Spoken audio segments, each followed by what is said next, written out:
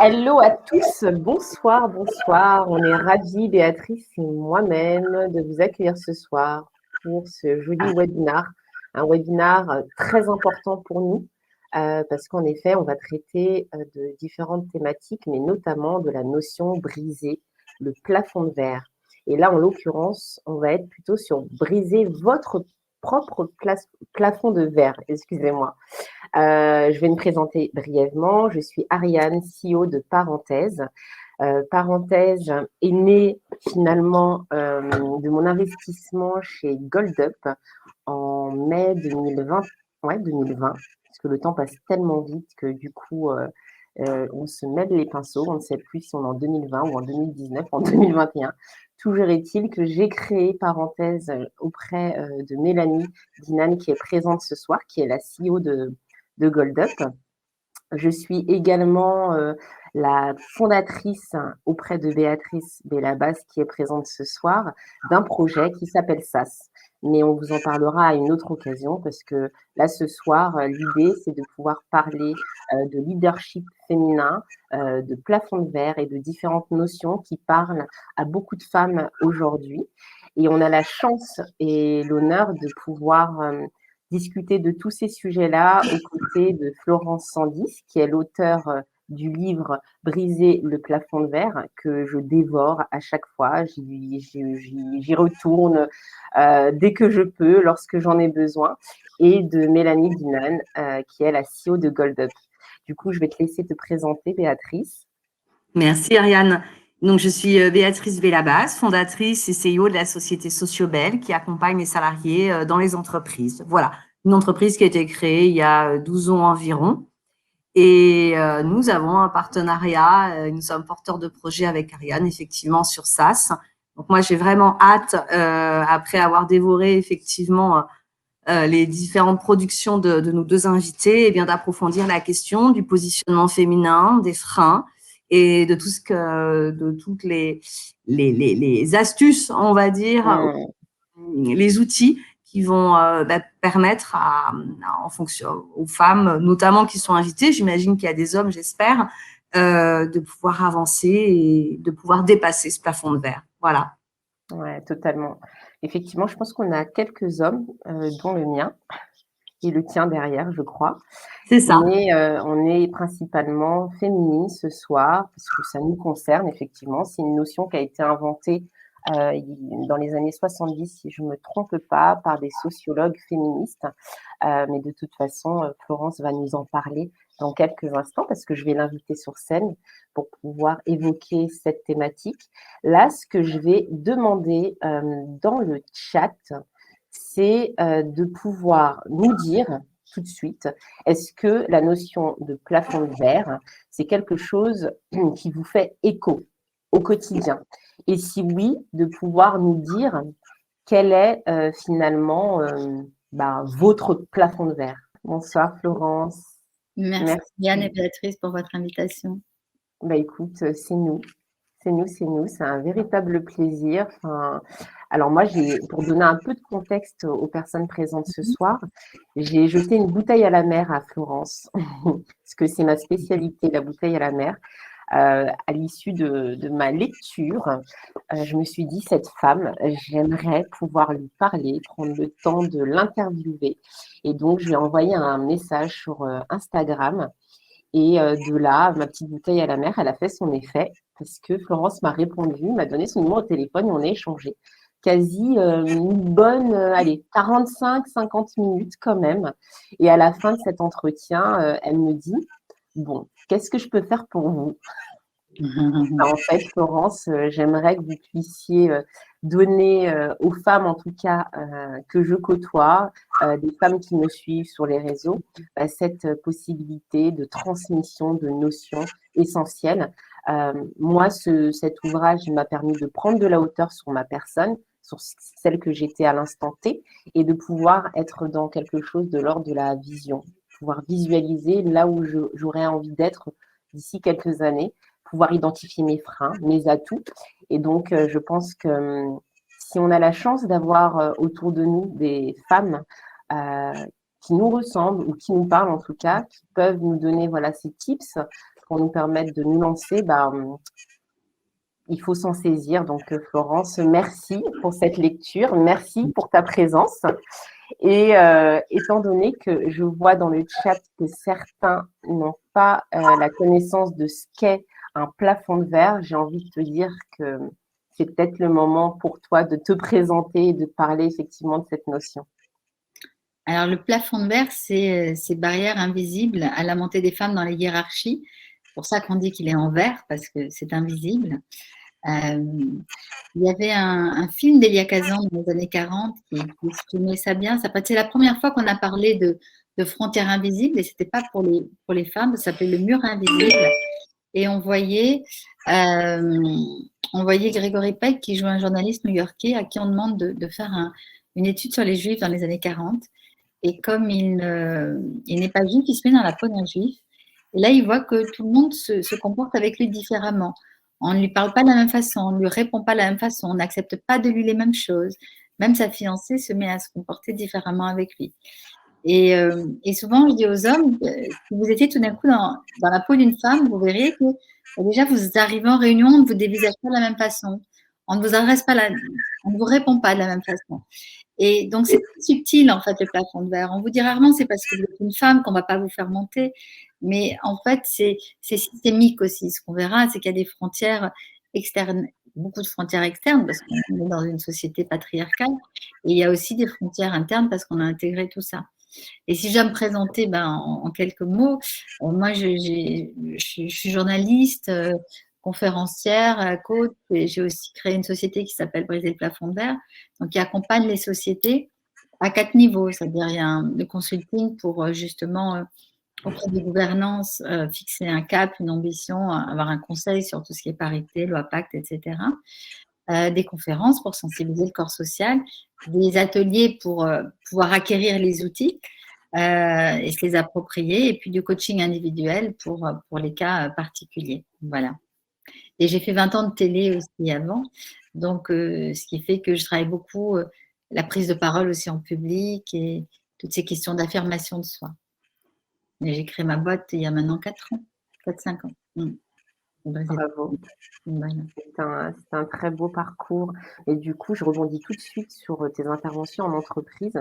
Comment ça se passe? C'est des demandes? On vient jusqu'à toi pour travailler ces sujets-là? Oui, j'ai la chance de faire des marchés. J'ai la chance Waouh! qu'en fait, ils ont entendu parler de moi ou alors ils cherchent sur Internet et puis voilà, le bouche à oreille fait son effet. D'accord. Et ça n'arrête pas. Ouais, donc il y a finalement une vraie conscience quand même des entreprises. Ah oui, Ouais. bien sûr. Et puis la loi Pacte les y oblige en plus maintenant. Mais déjà avant, il y avait les responsables RH, il y a des réseaux féminins aussi. Parfois, c'est des PDG eux-mêmes qui sont sensibles à ce sujet et qui veulent faire évoluer. Qui veulent faire évoluer la parité, qui veulent faire évoluer aussi, se débarrasser des stéréotypes, du sexisme dans leur entreprise. Alors moi, j'avais une question à vous poser, je suis très curieuse. Selon vous, parmi les femmes que vous citez, avec un fort leadership médiatisé, qui occupent des places que souvent aucune autre femme n'ont occupées, quel est le point commun entre ces femmes? Est-ce que vous avez observé ou analysé quelque chose qui les caractérise en particulier? Voilà, c'était ma question. Pour celles qui n'osent pas ou pour celles qui ont réussi à briser? Pour celles qui ont réussi. Vous constatez quelque chose en commun, une qualité commune? Oui, il y en a. Déjà, elles osent. C'est-à-dire, elles ont pas froid aux yeux, elles osent, même si elles peuvent avoir le syndrome de l'imposteur, mais elles y vont. Donc, il y a cette audace d'oser, de se challenger. Donc, ça, c'est important. Certaines ne sont pas, ont eu la chance de ne pas se sentir forcément limitées elles-mêmes, mais ont vu très vite que les autres femmes étaient limitées. Et donc, elles ont essayé de comprendre et ont essayé de les aider. Je pense par exemple à Marie-Claire Capobianco à la BNP, elle, c'est son cas. Christine Lagarde, par exemple, elle a été élevée avec 3 frères, donc elle a été poussée déjà à oser, elle était à la même enseigne que ses frères, donc elle a eu quand même une éducation qui l'a poussée à ça. Et elle a su réagir, par exemple, dans son premier cabinet d'avocat à Paris, quand on lui a dit on vous prend, mais par contre, vous ne serez jamais associée, parce qu'elle était une femme, eh bien, elle a dit je n'y vais pas. Et donc, elle est partie aux États-Unis travailler. Et donc, voilà, il y avait déjà cet aplomb, cette sorte de conviction où on va prendre une Sheryl Sandberg, parce que c'est difficile de naître avec plus de valises lourdes quand même. Hein. Femme, black, aux États-Unis, née dans l'extrême pauvreté. Violée quand elle était petite à maintes reprises, battue. Et en fait, elle a toujours cru à sa chance. Elle a toujours cru. Et aujourd'hui, c'est la femme la plus aimée aux États-Unis. Oprah Winfrey, c'est même un symbole pour beaucoup de gens. Elle dit la chance, ça n'existe pas. C'est le fait de savoir saisir les opportunités. Totalement. Donc, voilà, une caractéristique qu'on peut retrouver. Et moi, j'ai pu voir également dans ton ouvrage qu'elles avaient un pattern un peu commun, c'était le sport. Elles étaient toutes sportives. Elles aimaient se challenger. Pas toutes, hein, mais c'est vrai qu'en enquêtant, je me suis rendu compte, on n'en parle pas jamais de ça, sur les 20 femmes les plus puissantes du monde, au moment où j'ai écrit le livre, 19 avaient fait du sport de compétition. Christine Lagarde, justement, à l'époque, Dilma Rousseff, la présidente du Brésil, Hillary Clinton aussi. Et donc, qu'est-ce que ça dit de ça? Ça dit qu'elles se sont... quand on fait de la compétition, c'est qu'on a envie d'être numéro 1. Et puis surtout qu'on pense qu'on peut y arriver. Donc, elles se sont projetées aux premières places. Et puis, évidemment, le sport, c'est le goût de l'effort, de se dépasser, dédramatiser l'échec. Parce que si un jour, ça ne va pas, on a mal au ventre, on est nul, le lendemain, on peut quand même être première. Donc, tout ça, c'est vrai que ça forme, mais pour déculpabiliser celles qui ne font pas de sport, la première chef d'État, enfin celle qui est là depuis 15 ans en Europe et qui compte beaucoup, la chancelière allemande, elle est nulle en sport. Voilà. Donc, rassurez-vous. On trouve d'autres solutions aussi. C'est clair, mais peut-être qu'elle joue aux échecs. Ah, peut-être, oui. Et le jeu d'échecs est depuis 2012 reconnu comme étant une activité sportive. En tout cas, ça apprend la stratégie. Totalement. Je dis ça parmi cette vingtaine de portraits, est-ce qu'il y a une personnalité ou un parcours qui vous a plus marqué ou qui vous interpelle le plus? Il y en a plusieurs, mais par exemple, Evelyne Chabreau, parce que souvent elles sont surdiplômées, mais il y en a, j'avais vraiment cherché aussi des filles pas diplômées pour montrer quand même, donner de l'espoir, parce que c'est vrai que c'est encore plus dur pour les femmes, mais Evelyne Chabreau, elle a à peine le bac, et en fait ses parents, je crois pas qu'elle ait le bac, ses parents ne pouvaient pas lui payer d'études, et donc elle est partie très jeune, je crois à 16 ans, travailler dans un hôtel au départ comme assistante de femme de chambre en fait. Et je crois que c'était en Angleterre parce qu'elle avait un ami de ses amis qui connaissait quelqu'un. Et puis très tôt, à chaque fois qu'il y avait des petits concours, genre celle qui plie le mieux les draps, elle le faisait. Et petit à petit, elle a eu vraiment envie d'avoir des postes plus importants. Et à 25 ans, elle a demandé une direction d'un hôtel. Et alors, on lui a donné l'hôtel le plus pourrave, mais on lui a donné. Et en 2 ans, elle avait 25 ans, c'est la plus jeune directrice d'hôtel, avec pas le bac. Et en 2 ans, elle l'a remontée. Donc après, on lui a donné un autre hôtel, etc. Et puis par contre, quand elle a eu son 2e enfant, elle est revenue au bureau et là, elle n'avait plus d'hôtel. Et elle a entendu dire que le patron du groupe avait dit non, mais on lui donne des hôtels et en plus, elle fait des enfants. Et donc, elle ne s'est pas alimentée. Elle a été le voir. Elle a pris rendez-vous et elle lui a dit il paraît que vous dites qu'on me donne des hôtels et qu'en plus, je fais des enfants. Alors, lui, évidemment, elle dit non, mais j'ai jamais dit ça. Et puis, elle lui dit ok, alors j'attends mon hôtel. Et bon, après, elle l'avait. Donc, vous voyez, elle ne s'est pas démontée. Pour vous la faire courte, parce que c'est une longue histoire, elle s'est occupée de l'académie, où elle était adjointe de l'académie de formation, parce qu'elle s'est passionnée par la formation, donc là aussi, elle s'est formée pendant un an. Elle n'a pas arrêté de se former, en fait, ensuite. Et puis, elle a fait un voyage un peu chamanique en Amérique du Sud. Et là, elle est revenue et elle s'est dit, en fait, je veux faire des RH. Et je veux devenir DRH. Et donc, quand elle est rentrée, les gens lui ont dit, mais tu n'y penses pas, tu n'as pas le bac. Et elle, là aussi, elle s'est formée pendant un an et elle est devenue DRH d'une des lignes d'accord. Et puis après, DRH France. Et au départ, et quand la DRH Monde s'est ouverte, elle a dit, moi, je postule. On lui a dit, mais non, pareil, tu n'y penses pas, tu n'as pas le bac. Et elle a dit, mais moi, sinon, ça ne m'intéresse pas. Et elle a obtenu la DRH Monde du groupe. Voilà. C'est une petite bonne femme, hyper sympa. C'est pas du tout la nana qui écrase tout le monde. Mais à force de volonté, de conviction, elle a fini sa carrière comme DRH Monde chez Accor. En ayant des enfants. Des autodidactes également. Voilà. Et en ayant des enfants. Et elle a un N-1 qui ne venait pas aux réunions au départ, qui voulait pas, qui n'acceptait pas qu'elle ait eu le poste. Elle me dit, des fois, j'ai pleuré dans mon bureau, hein, mais elle ne s'est pas démontée. Et au bout, ils étaient bien obligés de venir en comité de direction, puis ils ont fini par voir qu'elle était compétente. Très bien, merci. Tu parles de freins externes et tu parles de freins internes dans ton ouvrage, d'atouts également, parce qu'il n'y a pas que du négatif, il y a aussi beaucoup de positif en soi. Et ça, il faut avoir la capacité en tout cas de les observer.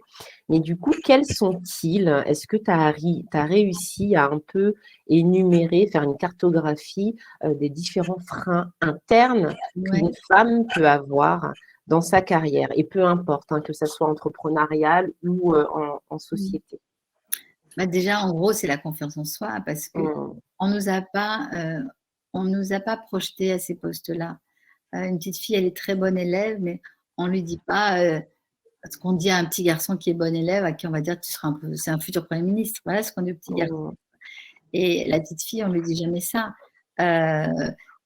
Au temps de Ségolène Royal, par exemple, son père l'avait laissé faire des grandes études en lui disant elle fera un bon mariage, elle rencontrera un bon mari. Donc, mais même aujourd'hui, on dit rarement à une petite fille tu seras PDG ou tu seras. Donc, on ne nous envisage pas. Donc, déjà, il y a ce syndrome d'imposture, comme si finalement on était à mariage et on n'avait pas été invité. Donc, le syndrome d'imposture, il est fort. Ou souvent, quand on propose une promotion à une femme, elle dit oh, mais je ne sais pas si je vais être capable. Alors que les hommes disent pas ça. Ils disent souvent aux femmes si vous avez toutes les compétences, prenez pas le job, vous n'apprendrez rien. C'est normal de ne pas tout savoir. Hein. Et il faut se faire confiance. Mais pour ça, évidemment, c'est un travail, et puis se libérer de toutes ces croyances limitantes, c'est toutes ces choses qu'on a entendues. Ah, c'est pas pour les filles, ah, prends pas de risques, là, je prends la peau pour l'ombre, ou c'est, voilà, toutes ces, fais pas trop de bruit, parle pas trop fort. Et donc, c'est se débarrasser de ces freins, et puis pouvoir, donc en coaching, on travaille justement sur quelles sont nos croyances limitantes. Et puis, moi, j'ai tout un diplôme d'hypnose. Donc, après, je les apprends à les mettre à distance, puis je leur donne des outils d'auto-hypnose pour qu'elles puissent engrammer ensuite des croyances stimulantes positives. Hein. Parce qu'autant notre cerveau a été formaté avec des croyances négatives. Enfin, c'est pas forcément négatif parce que c'est des gens qui nous aimaient souvent, qui nous ont donné ces conseils en pensant nous protéger. Prends pas de risque. Et en fait, c'est limitant. Mais comme on l'a entendu, on l'a intégré. Et bien de même, on peut faire intégrer dans notre cerveau d'autres choses et reprogrammer ça. Ouais, reprogrammer son cerveau. Il y a un ouvrage là-dessus d'ailleurs. Je vais questionner un petit peu le public parce que je le trouve très calme. Alors, à moins que je ne vois pas les commentaires. Je ne sais pas si tu vois quelque chose, Béatrice. Non, il n'y a pas de questions particulières. Je pense que tout le monde est passionné par ce qui est dit. D'accord. Voilà. Okay. Par les clés qui sont données, en tous les cas. Elisabeth Je vois est en Elisabeth train est en train d'écrire. D'accord. Du coup, je vais vous solliciter un petit peu le public. Est-ce que vous Après vos buvez vos paroles, ça paroles. C'est vrai. Super. Est-ce que vous pouvez nous confier, voilà, ici on est dans un cercle bienveillant, non jugeant, vos, croyances peut-être limitantes, ce qui J'avais également une question fait sur l'avenir, parce que il y a une sorte de prévention justement pour ces croyances dont vous parlez. Et je pense que les générations de femmes qui ont passé ces plafonds de verre peuvent peut-être influer sur les jeunes femmes. Et moi, je viens de formation à l'entrepreneuriat, de sensibilisation à l'entrepreneuriat. Et c'est vrai que les jeunes filles, collégiennes, lycéennes, on le voit, on le constate, ont moins cette envie d'entreprendre, c'est un petit peu plus, mais on sent qu'elles se mettent de côté elles-mêmes. Est-ce qu'il y a des axes de progrès qui pourraient être proposés justement à des jeunes femmes, parce qu'on sait qu'on perd les femmes après le bac finalement dans les grandes écoles, alors qu'elles sont Mhm. elles ont de très bonnes notes. Et on non, au En contraire. fait, d'aller ailleurs. Que se en passe-t-il fait, alors? en fait, non. Les femmes sont plus diplômées que les hommes. C'est-à-dire, Ouais, en c'est bac très plus juste. 5, il y a 58% de femmes. Mmh. C'est en thèse qu'on les perd un peu parce qu'elles se disent après, je vais perdre enfin, elles veulent créer une famille, puis elles se disent, oui, s'il faut voyager, mon mec va pas forcément suivre, etc. Mais non, elles sont plus diplômées. Et aujourd'hui, les jeunes femmes sont beaucoup plus volontaires et conscientes des freins. Alors que moi, ma génération, on a cru que c'était bon, nos mères et nos grand-mères avaient fait le boulot. Moi, j'ai fait Sciences Po, on était des filles, des mecs, on pensait qu'on aurait les mêmes chances, quoi. Et 20 ans après, on se retourne et on se dit, mais elles sont où les femmes au poste de numéro 1? Il y en a presque pas. Il y a 2% de CEO en France qui sont des hommes, des femmes. Et donc, c'est là où on a pris conscience réellement du plafond de verre. C'est parce qu'il y avait ces femmes qui avaient été dans des écoles mixtes, dans HEC quand c'est devenu mixte, les X quand c'est devenu. Et puis, on se rend compte que, elles sont encore freinées. Et là, on réalise qu'il y a un plafond de verre. Et souvent aussi au premier, puis encore plus au deuxième enfant, on a été freiné dans notre carrière. Et donc, aujourd'hui, il y a beaucoup plus de formation dans les écoles pour justement former les filles aux stéréotypes, former les filles au syndrome de l'imposteur, etc. Pour que quand même, aujourd'hui, je trouve, elles gagnent des années, quoi. Après, on n'est pas obligé d'avoir envie de faire des Bien études. sûr, On ça regarde, reste un choix et une liberté. Hein. on remarque même ce phénomène. Aux États-Unis, par exemple, il y a beaucoup de filles qui sont dans les plus diplômées d'Harvard ou des plus grandes universités. Il y a presque 20% au bout de 5 ans de travail qui abandonnent complètement et qui fondent une famille, se mettent femme au foyer. Enfin, c'est quand même dingue. On perd des cerveaux, quoi. Et dans les grandes entreprises, on a aussi des filles qui arrivent au bout de 20 ans à des grands postes de des bons postes de management et qui, à un moment donné, disent non, mais finalement, moi, je ne me reconnais pas dans les valeurs du top management, je n'ai pas envie d'être comme eux, et donc ils s'en vont. Or, on a besoin que ces personnes-là restent. Souvent, elles ont souffert aussi des femmes, hein, parce que les pionnières, elles avaient endossé souvent les codes masculins. C'était les seuls codes du leadership qu'il y avait. Et elles n'ont pas envie de ressembler à ça. Et donc, moi, je leur dis, mais faites-le à votre façon. Ouais. Alors, justement, Elisabeth, sur le chat, qui nous explique que son plafond de verre est de ne pas se sentir capable de prime abord de faire face aux challenges entrepreneuriaux. Ça. Alors, on n'est pas tous faits pour être des entrepreneurs. Il y a plein d'hommes qui ne sont pas faits non plus. C'est vrai que c'est devenu un peu un mythe aujourd'hui et tout le monde va être entrepreneur.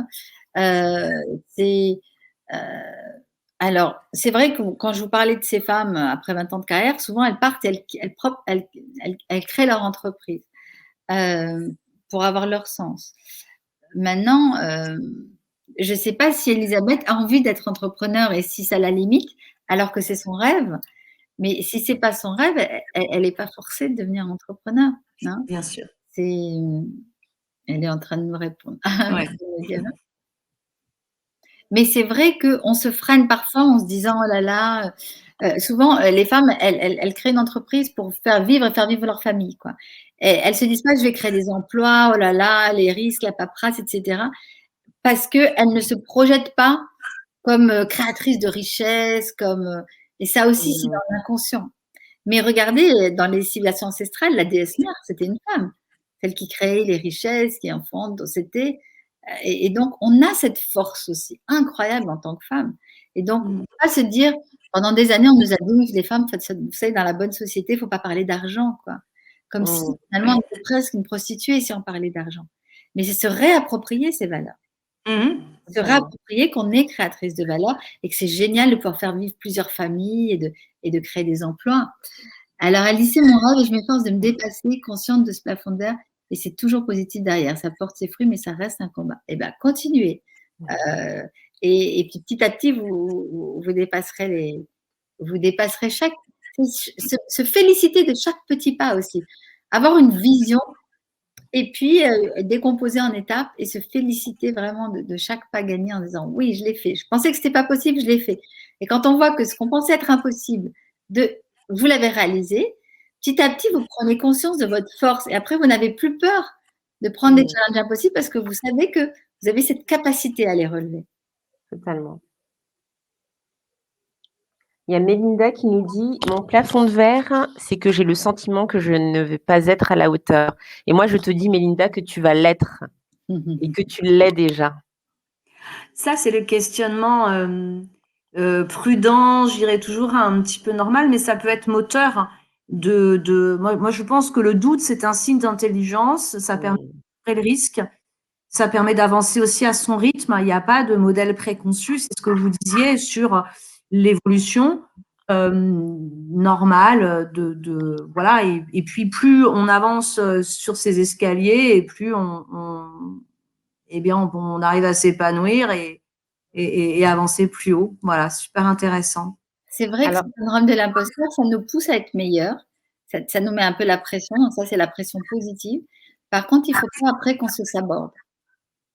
Hein, parce qu'il y a des femmes, même des serial entrepreneurs, comme Maud de Toin, elle en a écrit un livre. Elle a déposé le bilan de toutes ces boîtes parce qu'à un moment donné, il y avait une petite voix qui lui disait « Mais en fait, tu n'es pas capable. » En fait, c'est pas que tu n'es pas capable, mais ta place n'est pas là. Et donc, dès que sa boîte prenait une taille internationale, et ça, on le voit souvent, tout d'un coup, elle se disait « C'est plus pour moi, ou je vais mettre en danger ma famille, ou ci ou ça. » Donc, c'est… même quand on réussit, ça peut nous rattraper. Donc, c'est vraiment aller questionner ces petites voix, d'où elles viennent, qu'est-ce qu'on m'a dit, petite, et transformer ça en disant, mais en fait, ça ne m'appartient pas, ça appartient peut-être à mon père ou à ma mère qui avait peur, mais moi, je me réussis, je m'épanouis en relevant des challenges. Ouais. Merci, Florence. Merci. Il y a Mélanie qui a écrit « J'ai des choses à dire sur le sujet ». Du coup, on va passer la main à Mélanie et on retrouvera Florence dans quelques minutes. En tout cas, merci pour tous ces mots, tout ce partage, tout ce savoir. Je pense que voilà, on a des personnes qui sont ravies ce soir, donc c'est génial. Je te dis à tout à l'heure, Florence. J'aime beaucoup ce que dit Randa, en fait, sur… briser le plafond de verre dans l'image, hein, quand même, ça fait penser au verre qu'on brise. On risque aussi de se blesser. Carrément. On prenne ça avec notre intervenante tout à l'heure. Je pense que ce sera intéressant et de redemander de poser cette question. Voilà. Hello Mélanie, bonsoir, bonsoir. Très contente d'être là avec vous. Et depuis tout à l'heure, j'entends parler d'entrepreneuriat féminin et je suis OK avec…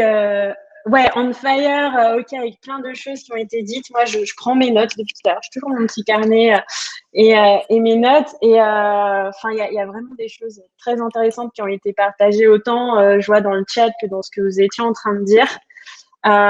Juste sur un petit récap, par exemple, la question des valeurs qu'on partage ou pas, je pense que ce sont des questions qu'on se pose énormément.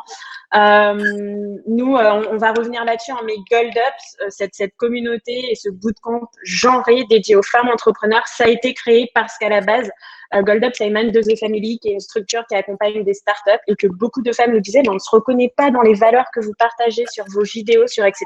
Donc, on a su les écouter et créer un format qui leur était dédié la question aussi du plafond systémique, enfin vraiment qui est sociétal en fait, qu'on ne peut pas dépasser seul. Ça m'a énormément parlé. Un plafond qui est au final à briser ensemble. Et nous, c'est notre vision parce qu'en fait, on est une communauté et qu'on avance ensemble. Mais c'est le fait d'avancer ensemble qui fait qu'on arrive à dépasser certaines choses. Donc, j'adore le débat et merci beaucoup de m'avoir invité. Bah déjà, merci à toi, Mélanie, de rebondir aussi rapidement avec autant d'énergie. C'est top. Effectivement, ça fait écho dans ma tête. Moi, ça vibre en moi, toutes ces notions, ces valeurs. Mais du coup, c'est toi, c'est à ton tour. Et Mélanie, merci. Moi, je te connais très bien maintenant depuis ce temps-là, parce que, parenthèse, ça a émergé de Gold Up, de cette belle rencontre avec des femmes incroyables. Et effectivement, je te rejoins sur la question de la sororité, le fait d'aller briser ce plafond de verre soutenu d'autres personnes. Randa, je reviens sur cette métaphore quand tu dis qu'effectivement, briser le plafond de verre, on peut se blesser. Effectivement, j'ai le sentiment, moi, clairement, que parfois, on est obligé de passer d'étape en étape, mais dans la souffrance. Mais comme quand on est dans la souffrance, on meurt aussi un peu dans la souffrance. Et toute la vie, c'est un petit peu des étapes de souffrance. Mais du coup, quand on est accompagné, c'est beaucoup moins douloureux. Et donc, voilà. Mélanie, présente-toi, s'il te plaît. Dis-nous qui tu es. Et même si tu as déjà commencé un peu à embrayer avec Gold Up, mais voilà, ton parcours, il est tellement inspirant que je veux que tu le cries à qui veut l'entendre. Je m'appelle Mélanie Dinan, je viens de Guyane. J'adore dire que je viens de Guyane parce qu'on ne parle pas souvent de la Guyane, ce petit bout de terre français en Amérique du Sud. J'ai grandi là-bas je suis arrivée à Paris pour les études de droit un peu classiques. Je suis restée, je suis jamais repartie. J'ai été avocate, milieu très avec beaucoup de choses à changer sur ce plafond de verre, très peu de femmes associées dans les cabinets parisiens. On parlait de représentation tout à l'heure, clairement on n'y est pas.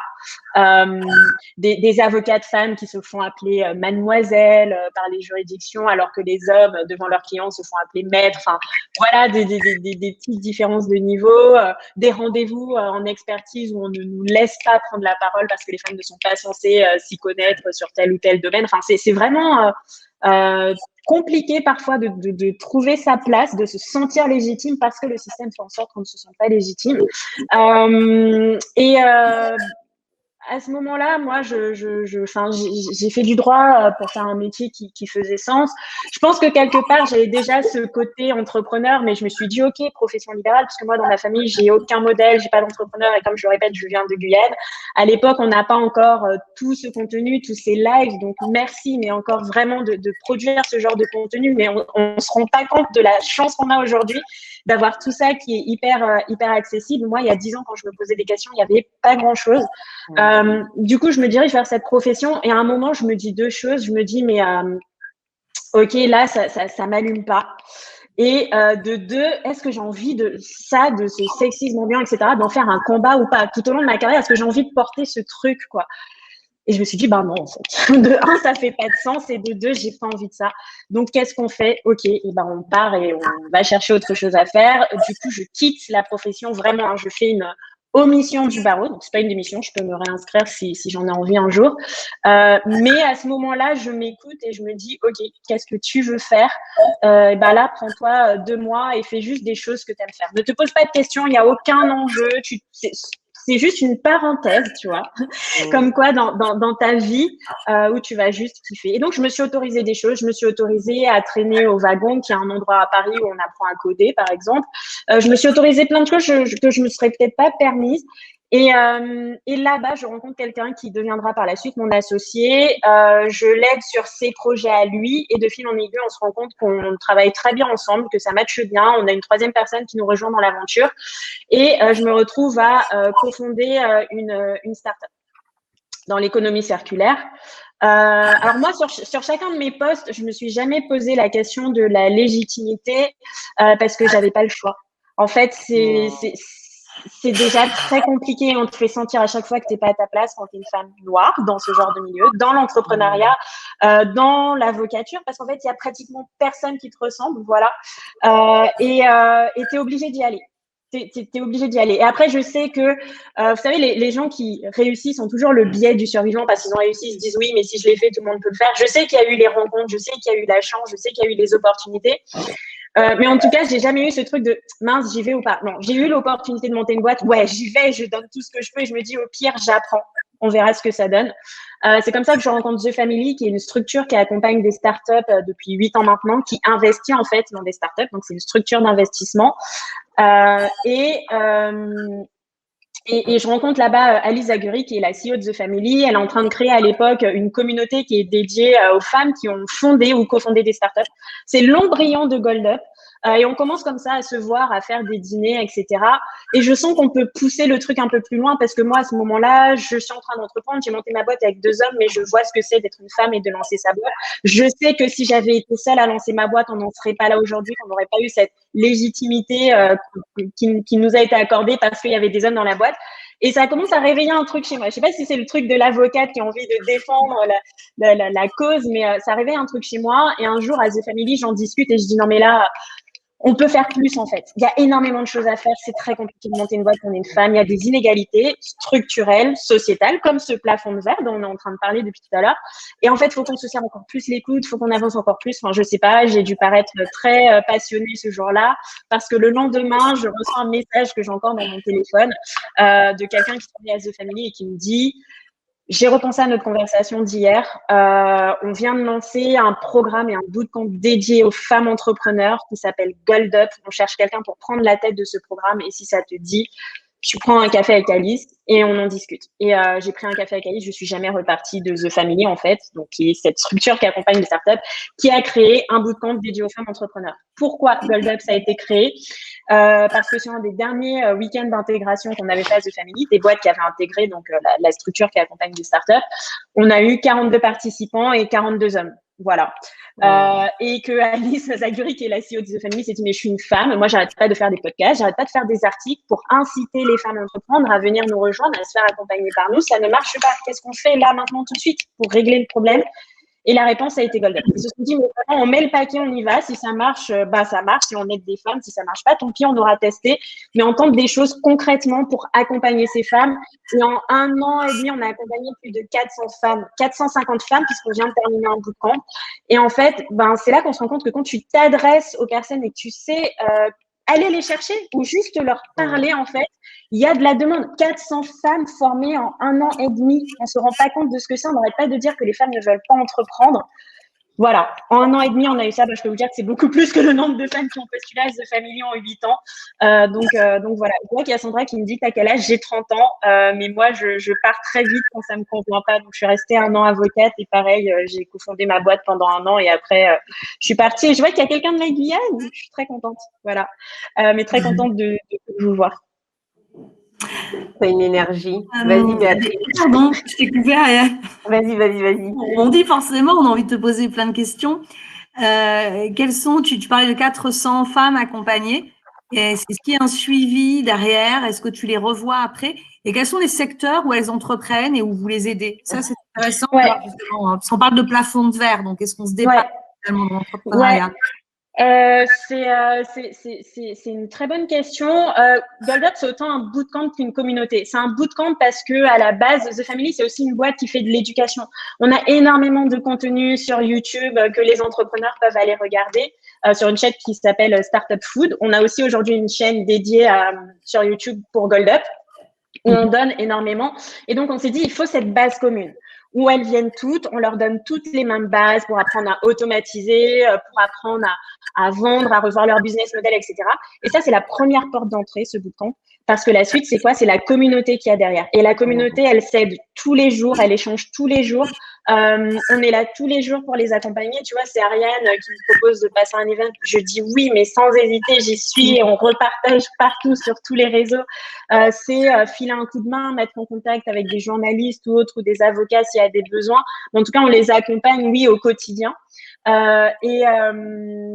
C'était quoi c'était oui les thématiques. Alors c'est très marrant parce que moi au tout début quand je parlais de GoldUp, bien souvent avec des hommes, on me disait ok, donc tu accompagnes des femmes qui font du maquillage et tu vois ce genre de choses. Et en fait non, Et même si, en fait, il est où le souci s'il y a une femme qui a envie de monter son empire dans la cosmétique? En quoi ça te pose un problème, en fait? Mais ce qui est fou, c'est qu'on a accompagné plus de 450 projets et qu'ils sont tous autant différents, enfin aussi différents les uns que les autres. Moi, j'ai pas vu 2 projets qui se ressemblent à Gold. Donc oui, on a des personnes, et c'est très minoritaire, qui font de la cosmétique. Je dois en avoir 3 sur les 400 en fait, qui se lancent dans la cosmétique. J'ai Jeffrey Canon qui a créé My Pick Me, qui est une application de la logistique du dernier kilomètre en fait, qui permet de créer des écosystèmes de voisins dans des quartiers qui réceptionnent tes colis, par exemple, Béatrice, et toi, tu te connectes sur l'application, tu vois que Ariane, qui habite juste à côté de chez toi, a récupéré ton colis, et le soir, tu passes le récupérer, au lieu d'avoir à aller le chercher à la poste. C'est Gaëlle, qui est au Luxembourg, qui a créé une application pour aider les femmes à investir. Donc des super profils. C'est aussi Linda qui est chef cuistot, qui a un super compte Instagram que je vous invite à aller voir, qui s'appelle Let's Cook Tonight. Je vous le mettrai tout à l'heure dans le chat, et qui vient parce qu'elle veut travailler son branding. En fait, c'est hyper large, c'est hyper varié. On a eu une chercheuse en protéines du futur, donc vraiment une personne qui a des compétences sur tout ce qui va permettre demain de remplacer la viande. Et en fait, elle se lance à son compte, elle est très jeune, elle a des compétences incroyables, et elle se dit, mais comment vendre tout ça? Comment aller chercher les grandes marques? Comment avoir cette légitimité? Est-ce qu'un bootcamp dédié aux femmes entrepreneurs, c'est fait pour ce genre de cas ou pas? Bah ouais, parce qu'en fait, je suis en train d'entreprendre, je suis en train de lancer ma boîte. Et aujourd'hui, elle a une boîte de conseils dans les protéines du futur, et elle conseille des groupes comme Leclerc, Picard, etc. Et elle travaille avec eux. Donc, des profils. Un vrai terreau, un vrai visier de talents différents, d'envies différentes, qui peuvent être impulsés par la communauté, en fait. Exactement. Et vraiment, en fait, la seule chose qui relie tout ça, c'est le numérique. Parce qu'en fait, aujourd'hui, on est obligé d'avoir une présence numérique, qu'on soit une chercheuse en protéines du futur, qu'on sorte parenthèse ou autre. On a besoin d'avoir sa communauté, de pouvoir discuter. Et nous, c'est notre savoir-faire. Donc, c'est sur ça qu'on va accompagner. Sinon, on a 2 critères à Gold Up. On s'en fiche du projet, on s'en fiche de l'âge, parce qu'on sait qu'il peut y avoir des pivots, etc. N'est-ce pas, Ariane? On regarde 2 choses, la motivation ou la curiosité, en tout cas, de vouloir tester des choses parce qu'on y va, on met les mains dans le cambouis, et la bienveillance, parce que comme c'est une communauté, c'est hyper important. Voilà. Ça donne envie. Alors, il y a marqué des insectes. Caddy parle des insectes. Pour les protéines du futur, ouais, mais pas que. C'est tous les nouvelles protéines de soja qui te font croire que tu es en train de manger des nuggets vraiment de poulet. En fait, elle a fait un peu un tour du monde pour découvrir toutes ces nouvelles choses, et c'est assez incroyable. Voilà, on en apprend tous les jours. Les commentaires sont on fire. On a des je suis trop fière, t'es guyanaise, magique l'histoire, c'est incroyable, des tueuses. Enfin voilà, il y a des choses assez inspirantes qui se dégagent là, c'est super. Et moi, je témoigne, Mélanie, c'est quelque chose. C'est une boule d'énergie qui transmet beaucoup d'amour au travers d'une écoute active incroyable lorsque vous l'avez pour la première fois au téléphone. Et c'est ce qui fait que quand on investit Gold Up, ben voilà, c'est une évidence par la suite. Par contre, tout à l'heure, tu parlais de pas le choix, mais en fait, tu es aussi beaucoup audacieuse, et ça, c'est une qualité juste hyper importante quand on entreprend. Et peu importe ce qu'on entreprend, que ce soit un projet de naissance, que ça soit un concours, que ça soit la création d'une entreprise, je pense qu'il n'y a pas de niveau d'audace, de niveau de projet. Enfin, les gens, ils font ce qu'ils peuvent, là où ils veulent, quand ils le peuvent, en fonction de leur temporalité. Mais du coup, cette audace, c'est ce qui t'a transporté, Mélanie. Alors du coup, je vois Mélanie, elle bouge plus. Je ne sais pas si tu la vois bouger, toi, Béatrice. Non, je ne la vois plus bouger, mais elle a tellement bougé, elle a tellement donné des... Elle a normal, donné. En fait. C'est ça. Le système a dit on stoppe un petit peu là. Bon, toi, Béatrice, le temps que ça revienne, toi, qu'est-ce qui t'a amené en fait à créer ta boîte? Alors, moi là où je regrette de pas avoir votre âge, c'est que je me rends compte que j'étais bien seule. Quand j'ai créé mon entreprise, il y avait pas Internet. J'aime pas dire ça parce que j'ai l'impression d'être un vieux dinosaure quand je vous dis ça. Mais il n'y avait pas Internet. Moi, j'ai connu mes mails 2 ans après mon premier poste et en tant que salarié. Ensuite, j'ai créé mon entreprise. Et qu'est-ce que j'aurais aimé avoir on parle de communauté. Qu'est-ce que j'aurais aimé avoir ce partage d'expérience, ces tests, parce qu'on peut aussi tester son activité. C'est ça. Je rebondis sur notre première invitée. Moi, j'avais ce souci en créant mon entreprise que de créer de la valeur ajoutée et de créer de l'emploi, parce que je voulais faire comme les garçons. Voilà. C'est-à-dire que je voulais faire comme eux, de la même manière qu'eux. Alors, et puis finalement, on y arrive. Je crois, en tous les cas, si je prends mon expérience, c'est le oser. Et une anecdote sur la place où on doit être ou pas être, c'est effectivement je prends par exemple les pots, les cocktails que vous avez avec des clients ou les rencontres d'entrepreneurs où les présences sont très masculines, encore maintenant, et où à partir de 21h30, 22h, eh ben, vous n'êtes plus à votre place en tant que femme. Alors, on ne vous le dit pas, c'est effectivement très subtil et ça m'a beaucoup parlé, le témoignage de notre première invitée, c'est qu'à un moment donné, alors qu'on est complètement à sa place en tant qu'entrepreneur à un cocktail avec des clients à 22h. Voilà. Donc, il faut se le permettre et puis avoir de l'audace, mais vraiment, l'aspect communauté, toutes ces ressources, mais prenez, parce qu'il n'y a pas si longtemps que ça n'existait pas. Moi, j'ai déjà travaillé dans un milieu où tous les vendredis, on prenait un pot alcoolisé et où en fait, on surveille toutes les femmes parce qu'en fait, si tu bois pas, c'est peut-être que tu es enceinte et qu'il y a un petit truc ou un petit souci. Et je me suis déjà retrouvée à être forcée d'accepter un verre que je ne voulais pas prendre parce que j'étais sous antibiotiques. Donc, je leur disais, mais en fait, là, j'ai pris des médicaments, j'ai pas du tout envie de prendre de l'alcool. Mais il y a une telle pression à le prendre, ce verre, qu'en fait, si tu le prends pas, ça devient très vite très suspect. Exactement. Et c'est pas normal qu'en 2000 et quelques, on en soit encore à des situations pareilles, quoi. Donc, c'est ça. Mais petit à petit, les choses bougent. Déjà, d'en parler. Oui, bien sûr. Ouais. Je vois qu'il y a Kadi qui me dit tu as eu beaucoup de force. Je suis pas du tout dans le storytelling. Tout ça a été très très dur. Et il y a eu beaucoup de questionnements et je me suis beaucoup sentie seule sur ce chemin. C'est pour ça que j'ai autant recherché moi une communauté et qu'aujourd'hui avec Gold Up j'essaye de créer ce que j'ai pas eu. Je pense que j'ai rejoint tous les groupes Facebook, Meetup, Eventbrite que j'avais pu trouver à l'époque. C'est pour ça aujourd'hui que Gold Up, ça ressemble à ça, parce que Gold Up, c'est vraiment moi ce que j'aurais aimé avoir à l'époque où je me suis lancée et où j'avais tous mes questionnements. Je me souviens que quand j'étais en fac de droit, on critiquait pas mal l'école de formation du barreau, où il y a plein de choses à revoir. Et nos profs n'arrêtaient pas de nous dire, critiquer, c'est bien, mais venez changer les choses de l'intérieur. Vous avez une vision, vous avez des envies. Faites-vous élire à l'ordre. Essayez d'intégrer les instances. Infiltrez-vous. Passez par la fenêtre si on ne vous fait pas passer par la porte. Et essayez de changer les choses de l'intérieur. Donc, c'est un peu ce que j'essaye de faire. Je me suis un peu infiltrée dans ce milieu Startup Nation, etc. Avec moi, ma liste et mon petit cahier de tout ce que je voulais voir changer. Puis, j'essaye petit à petit comme ça d'apporter ma pierre à l'édifice. Et c'est une belle pierre, tu changes les vies, tu ne t'en rends peut-être même pas compte. Alors, il y a Florence qui nous rejoint, c'est super, puisqu'en effet, on va clôturer bien évidemment, parce qu'on ne va pas vous retenir plus longtemps. En tout cas, ça a été une soirée très riche en notions, en tips, en expériences. On s'est beaucoup raconté, mais je pense que c'est bien de partir aussi beaucoup de soi et des expériences des autres pour que ça soit concret. J'espère que les personnes qui ont participé ont apprécié ce moment. Moi, je vais faire le petit moment un peu pub.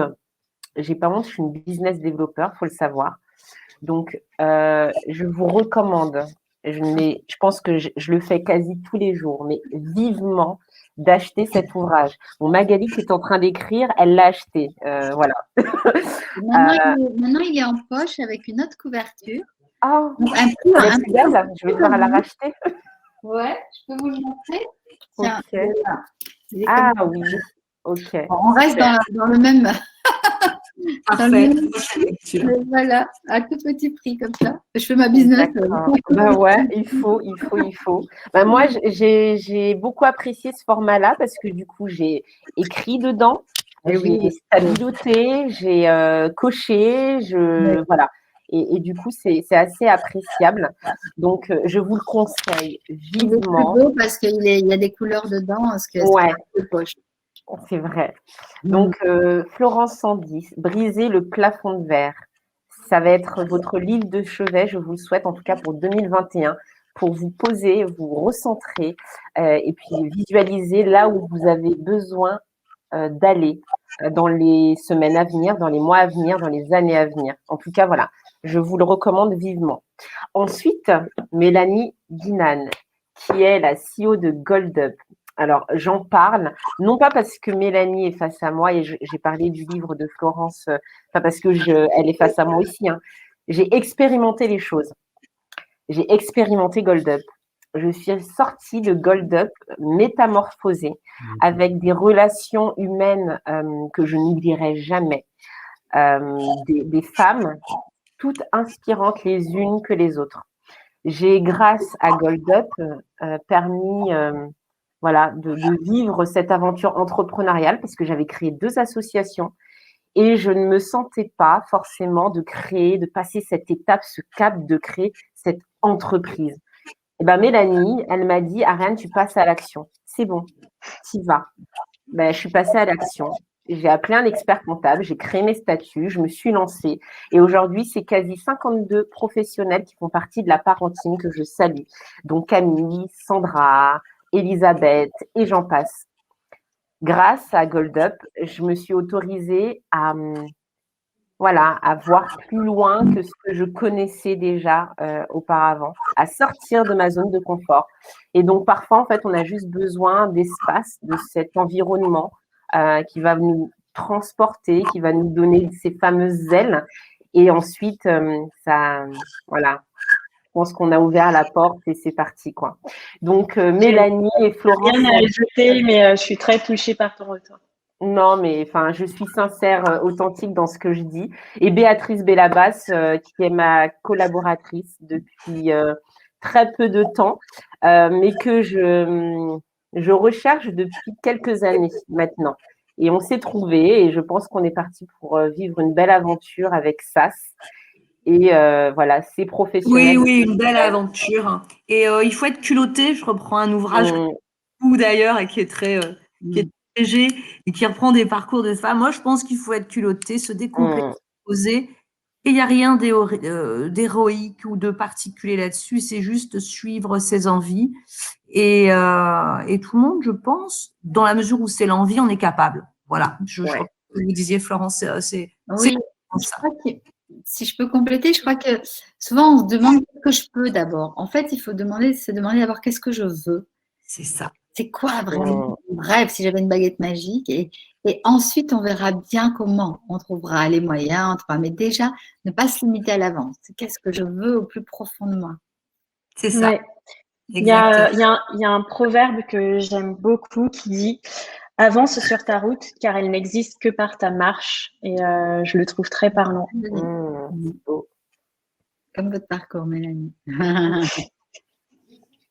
Je l'ai appliqué du coup. C'est beau.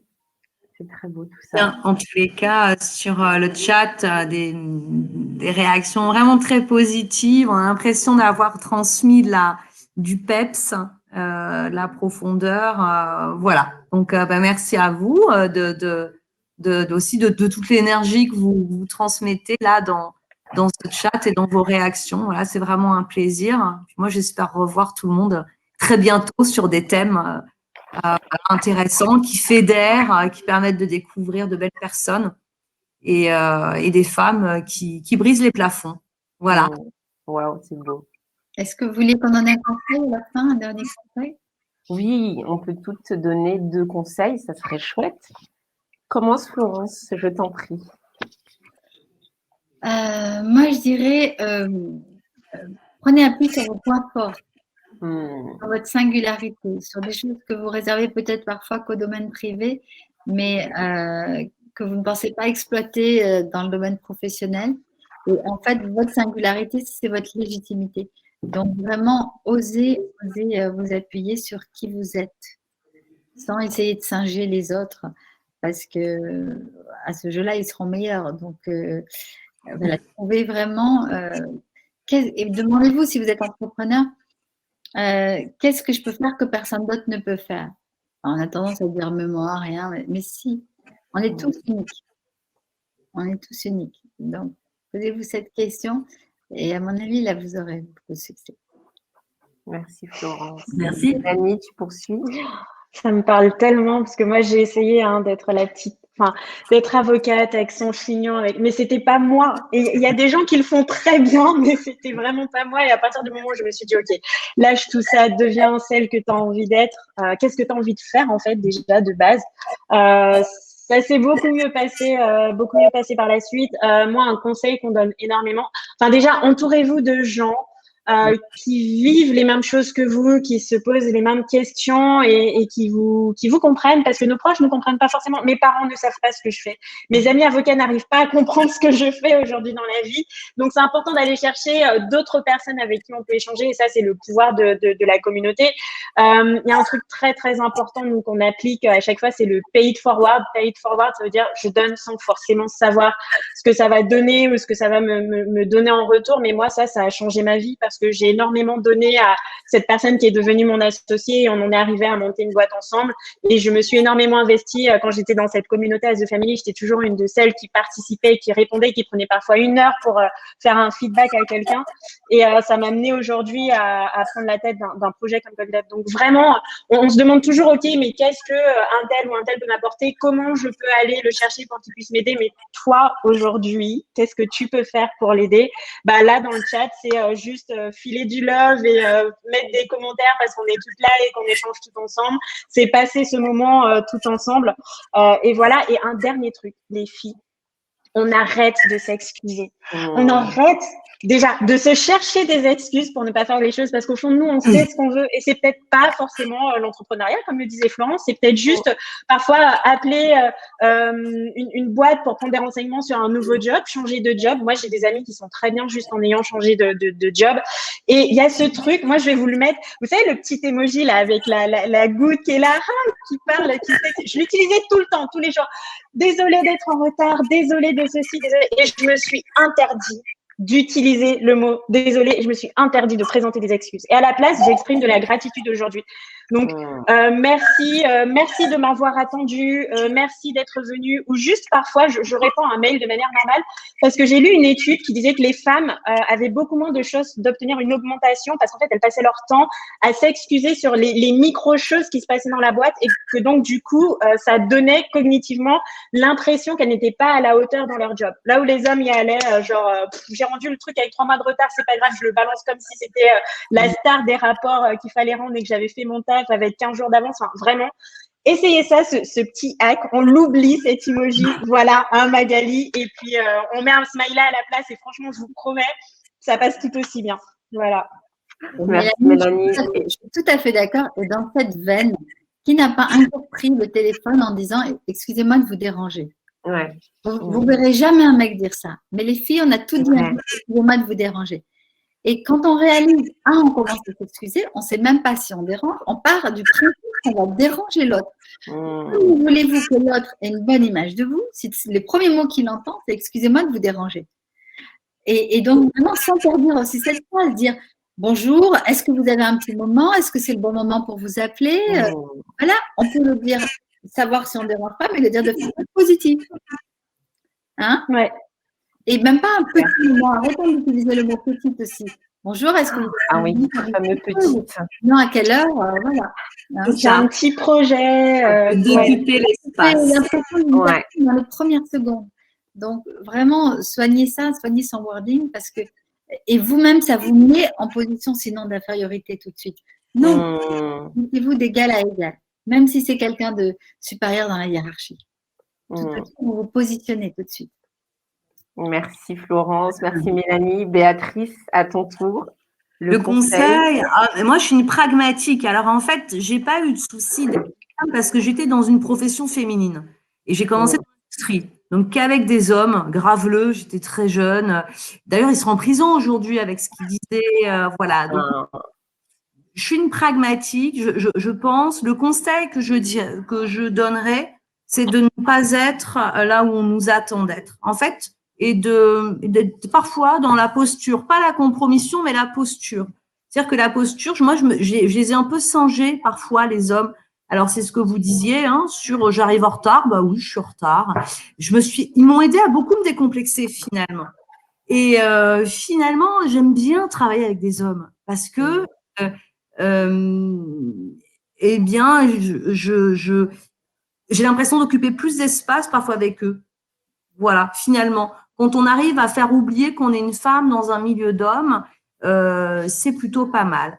Mais on nous le rappelle sans arrêt qu'on est femme. Donc, je dirais pragmatique et puis d'être étonné, d'être là où on ne nous attend pas. Voilà. Ok, merci Béa. Ben, moi, je dirais pour le mot de la fin, d'aller chercher ce qu'on veut et de ne pas attendre qu'on nous le donne. Pour donner un exemple concret, pendant 5 ans, j'avais mon club d'échecs. J'ai monté des actions de malade. Je me suis fait remarquer dans les journaux en Haïti, en France. Et lors d'une réunion pour un comité départemental échecs, il fallait élire un nouveau président. Et le gars là, qui était toujours derrière moi, mais qui ne faisait rien, mais rien du tout, il lève la main. Alors moi, je me disais, mais on va me nommer, c'est sûr. Enfin, c'est une évidence au regard de tout ce que j'ai fait. Mais lui, il a osé. Et il a eu la place. Et j'ai pas compris. Et en fait, c'est avec du temps que je me suis rendu compte que c'était à moi d'aller les chercher. C'est à moi d'aller chercher les choses. Voilà. Donc, je vous conseille vivement d'aller chercher ce que vous méritez et de ne pas attendre, sous prétexte que vous avez bien fait le taf, qu'on vienne vous le donner. Voilà, tout simplement. Beau mot de la fin, ça résume bien. Bon, écoutez, on vous dit à un tellement inspirant. Moi, je pourrais rester encore 3 heures avec vous. Je suis très contente, Ariane, que tu m'aies invitée et d'avoir rencontré Béatrice et Florence. Ouais. Merci à vous. Merci d'être venue. Merci beaucoup. À très, très vite, j'espère. Prenez soin de vous. Merci beaucoup, Florence. Merci, Mélanie.